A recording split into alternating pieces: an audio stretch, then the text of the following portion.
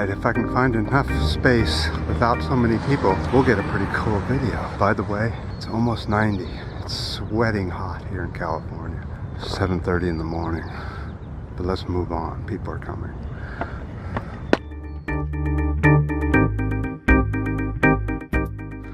The reason it's so important to protect the water is because of this. 75% of the planet is covered with water.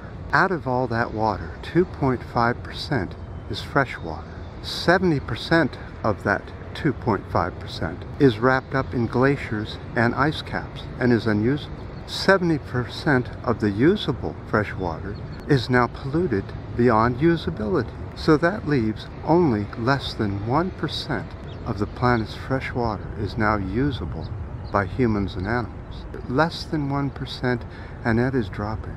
So by 2025, half of the world's water, fresh water, drinkable water, will be polluted.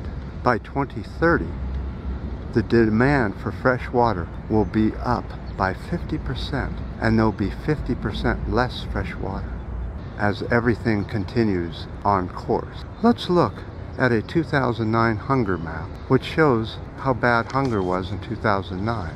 Now, look at the hunger map of any year after that by searching hunger map, and you'll see that there hasn't been much improvement. There has been in certain places, but not all. That hunger map is going to steeply increase as we run out of fresh water, and the pollution will be our own doing by using plastic. Everyone who uses one-time use plastic, whether it be a straw or a spoon or a plastic bag or something like that that you just use once and throw away, and you say, well, it came that way, well, then don't buy the item if it comes that way.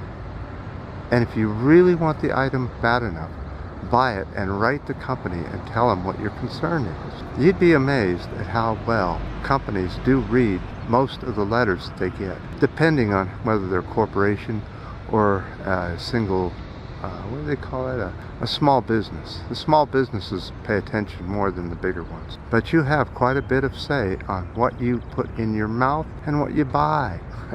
Oh, it is just getting hot. This hat actually does keep you cooler.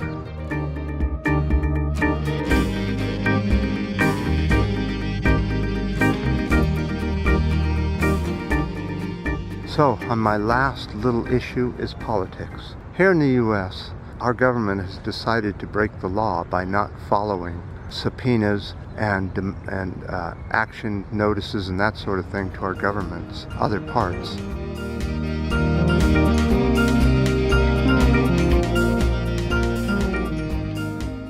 They're just ignoring the subpoenas. And you know something? Both the Democrats and Republicans are going to let it go. They're just going to let this whole thing go. The Orange Man will win the second time, and he will be exempt from any wrongdoing by the time he gets out of office in the second term. Unbelievable. So I just say, what goes around is going to come around. If you can't even follow the law, don't expect the country to follow the law. Don't expect your children to follow the law. And frankly, you're going to see more radical groups because they think that they shouldn't have to follow the law if the government doesn't have to follow the law. Are you for impeachment or against impeachment? The law says we must impeach this guy, or at least we must do an investigation on him through the Congress. Will we? What do you think we need to do? Impeach or not impeach? That is today's question. So, until next time.